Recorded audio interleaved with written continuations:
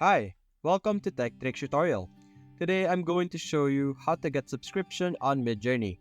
It's a step-by-step beginner guide for everyone to follow easily. If you find this tutorial helpful, please don't forget to hit the like and subscribe button. Now let's get right into it. Now the first thing you're going to do is of course go to your Midjourney and then go to the message bar over here. You're going to type in /subscribe and then click on the subscribe option over here and click on enter. Now by doing this, you will be able to see this option over here.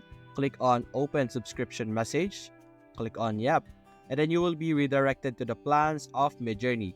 You're simply going to give it a few seconds for it to verify your connection. And just like that, right now my plan is the basic plan. As you can see, I'm currently using my basic plan. And these are the different plans available for you. You have the basic plan, which is $10 per month, standard plan, which is $30 per month, and pro plan, which is $60 per month. And each and every one of this has its different options or different additional features depending on the plan. And that's it guys. Hope you enjoyed the video. Thanks for watching.